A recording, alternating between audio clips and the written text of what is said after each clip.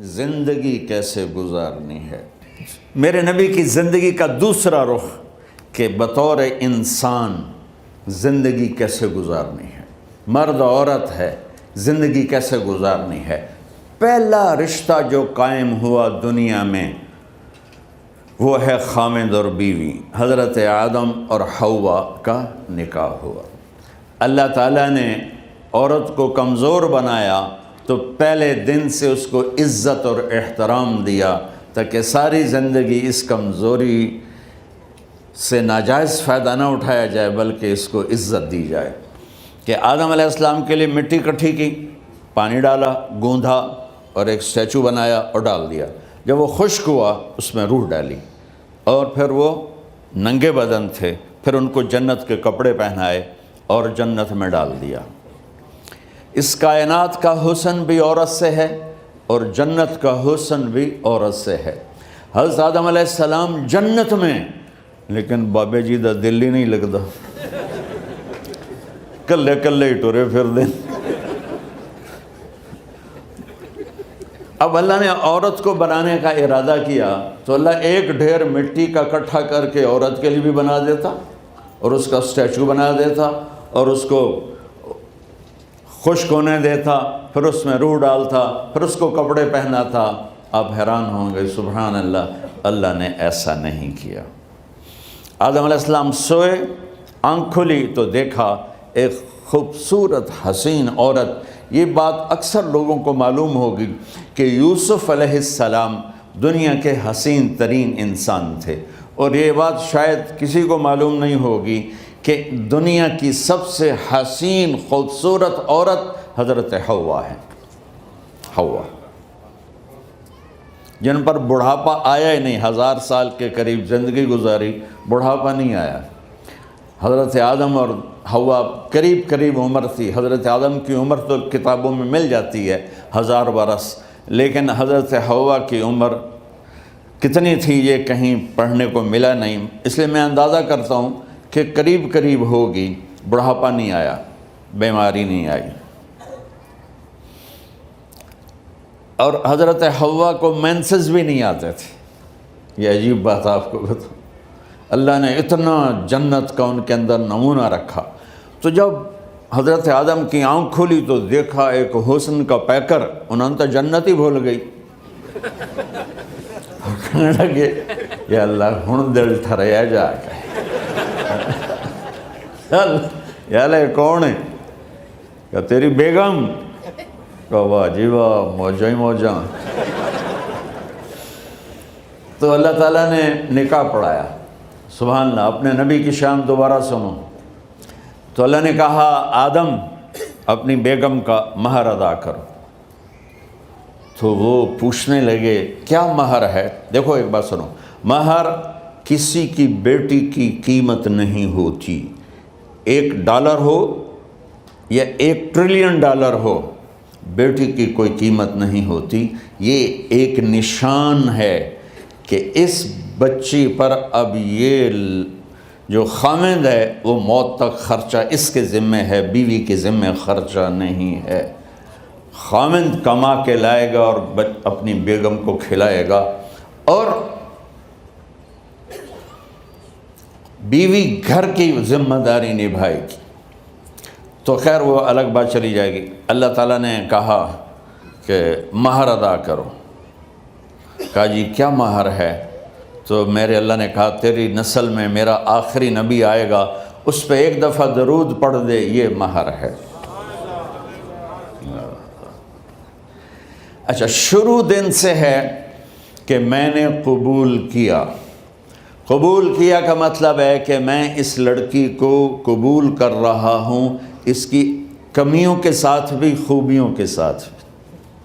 اور جب لڑکی کہتی ہے سائن کرنا قبول کیا ہے، یا زبان سے کہے قبول کیا ہے، تو یہ اس بات کی گارنٹی ہے کہ میں نے اپنے اس لڑکے کو خامد ہونے کے طور پہ قبول کیا، اس کی کمیوں کے ساتھ بھی، اس کی خوبیوں کے ساتھ بھی۔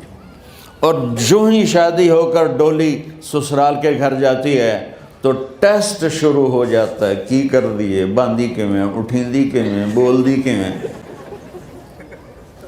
اور اس میں بہت زیادہ نیگیٹو کردار ہے سسرال کا، کئی لڑکیوں کا، کیونکہ ہم نے اپنے نبی کی زندگی نہیں قبول کیا۔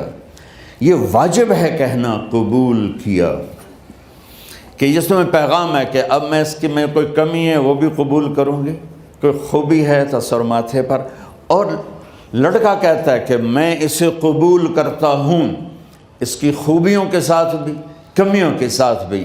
یہ بات یاد رکھنا، پرفیکشن کبھی تلاش نہ کرنا، پرفیکشن کبھی تلاش نہ کرنا۔ اللہ نے 100 نمبر نہیں مانگے، 51، ایک نمبر اوپر ہو گیا۔ گناہ تمہارے 50 ہیں اور نیکی تمہاری 51 ہے، تو اس ایک پر ہم تمہیں جنت میں ڈال دیں۔ اب کوئی خامند اپنی بیوی میں پرفیکشن دیکھنا چاہے، بیوی اپنے خامند میں پرفیکشن دیکھنا چاہے، ساس سسر اپنی بہو میں، ساس سسر اپنے داماد میں، بھائی اپنے بھائی میں، ماں باپ اپنی اولاد میں، اولاد اپنے ماں باپ میں، جہاں یہ نظر ہوگی تو وہاں لڑائی ہوگی۔ کمیوں کے ساتھ قبول کرو۔ قبول کا لفظ اتنا واجب ہے، تو ڈر تو پھر بہ گئی تھی نا۔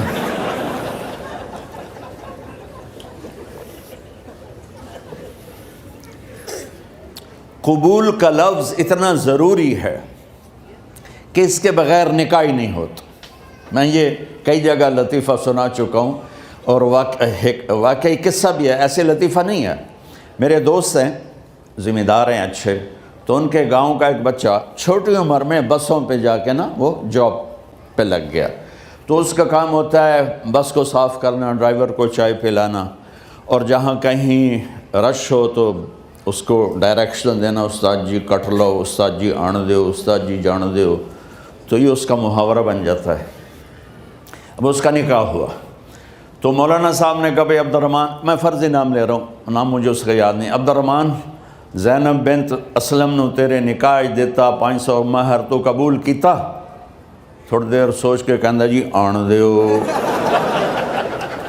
اس نے ساری زندگی آن دیو ہی سیکھا تھا، تو اس کے بھائی نے اس کو کوئی نہیں ماری، تو کہنے لگا جی جان دیو۔ مولانا صاحب نے کہا آن دیو جان دیو نال کم نہیں بننا، تو آگا میں قبول کیتا۔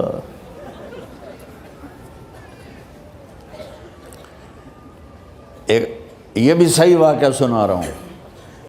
ایک نوجوان نے بیوی کو 3 طلاق دے دی کٹھی، اب ہو گیا پریشان، مولانا صاحب کے پاس گیا، کوئی میرے جیسا ہوگا، مولانا صاحب 3 طلاق دے بیٹھا، کوئی مسئلہ کا حرام؟ کہا جی کوئی رستہ حرام، کوئی گنجائش حرام۔ اس نے جیب سے موٹا سا لفافہ نکالا اور مولانا کے جا نماز کے نیچے ڈال دیا، کہ مولانا صاحب کوئی گنجائش؟ کہ ہن تو سوچنا ہی پوے کی آکھیا ہی تو اپنی بیگم نو؟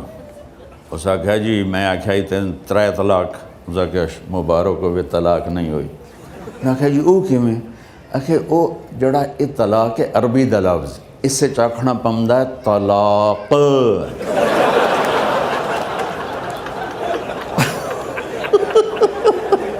یہ آپ کو صحیح واقعہ سنا رہا ہوں۔ تو تم نے تو چھوٹے کاف کے ساتھ کہا ہے طلاق، او کاف تا کتے آلا ہے، موجاں کر، ایک لفافہ ہو راوے تو چاہے ساری زندگی دا حلال کر دے۔ لفظ قبول اتنا ضروری ہے۔ تو میرے نبی نے 11 شادیاں کی، اللہ کی قسم شوق کی نہیں تھی۔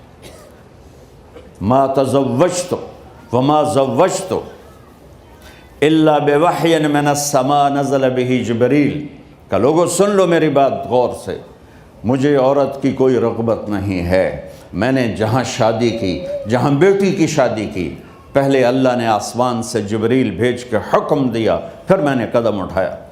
تو پہلا رشتہ خامند اور بیوی ہے جو اس کائنات میں جڑتا ہے، یہ دنیا کا سارے رشتوں میں نمبر 1 رشتہ ہے، سب سے خوبصورت رشتہ ہے، سب سے اہم رشتہ ہے، سب سے بڑا رشتہ ہے۔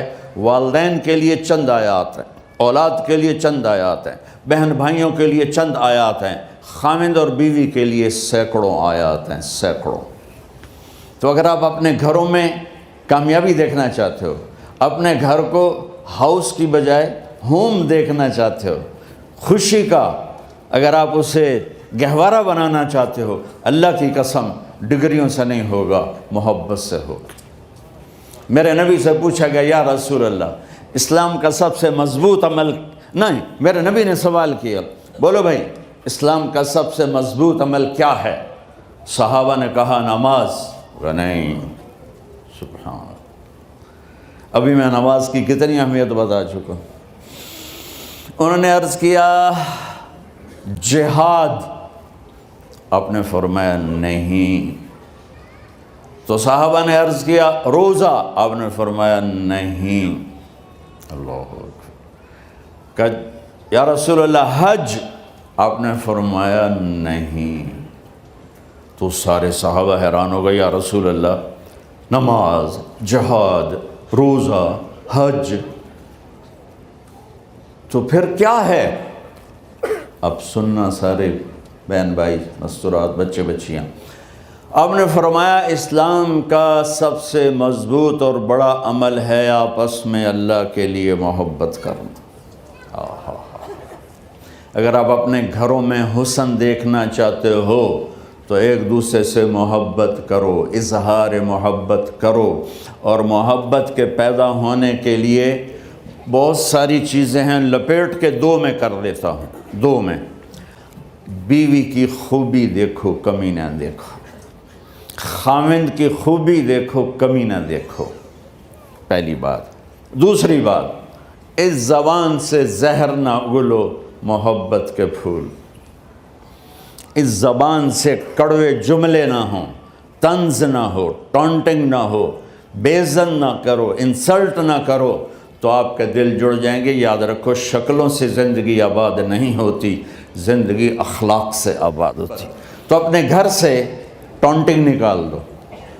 نہ کہا کا مطلب ہے بارش کا زمین میں جذب ہو کر یکجان ہو جانا، 2 زندگیوں کا محبت میں جذب ہو کر یکجان ہو جانے کو نکاح کہتے ہیں۔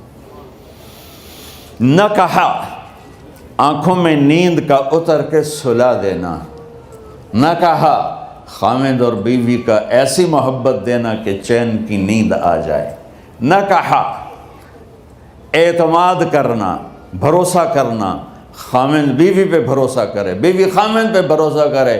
اے نوے لوک کے فون چیک ہو رہے ہوئے، کال کتنے کی تھی، کال کتنے کی تھی۔ عزت دو، اعتماد کرو۔ چوتھا مطلب درخت کا چھاؤں بنا دینا، نہ کہا میاں اور بیوی، خاوند اور بیوی کا محبت کی ایسی چھاؤں بنانا کہ اس کے نیچے اولاد کا پودا خوبصورتی سے پیدا ہو سکے۔ نہ کہا، صرف لفظ نکاح کے مطلب بتا رہا ہوں، نہ کہا مریض کو، کدھر ڈاکٹر بیٹھے ہیں، میرے سامنے بیٹھے ہیں، مریض کو دوا ایسی دینا کہ وہ شفا یاب ہو جائے، آپس کے ایسے تعلق بنانا کہ زندگی کو شفا مل جائے۔ میرے بھائی بہنوں، میں آپ کو اپنے نبی کی زندگی بتا رہا ہوں۔ میرے نبی نے 11 شادیاں کی، اللہ ذوالجلال کی قسم، صرف ہمیں زندگی سکھانے کے لیے کہ گھر کی زندگی کیسے ہوتی ہے اور اولاد کو کیسے پالا جاتا ہے۔ اب لوگ کیا مجبوریاں ہیں کہ عورت بھی جاب کرتی ہے، مرد بھی جاب کرتا ہے۔ عورت کی سب سے بڑی جاب اپنی نسل کو پالنا ہوتا ہے۔ جب یہاں ٹائم نہیں ملتا بچے کو، نہ ماں سے ملتا ہے نہ باپ سے ملتا ہے، تو پھر وہ جنگل کا پودا بن جاتا ہے۔ یہ تو وینکوور ہے، فیصل آباد کی بات سناتا ہوں۔ میرے بچے جس اسکول میں پڑھتے تھے ان کے پرنسپل سے میری دوستی تھی، میں ملنے گیا ایک دن، تو کہنے لگے جی عجب واقعہ ہوا ہے کہ یہاں 2 بچے پڑھتے ہیں، ان کی ماں بھی ڈاکٹر ہے اور باپ بھی ڈاکٹر ہے، تو وہ دونوں آئے ہیں میرے پاس کہ ہمارے بچوں نے 3 دن ہو گئے ہیں گھر میں کھانا نہیں کھایا، تو ہم پریشان ہیں، ہمیں بتاتے نہیں، کائنڈلی آپ پوچھ کے بتائیں کہ وہ کھانا کیوں نہیں کھا رہے۔ ایک باری کر کے بھی دکھا دو.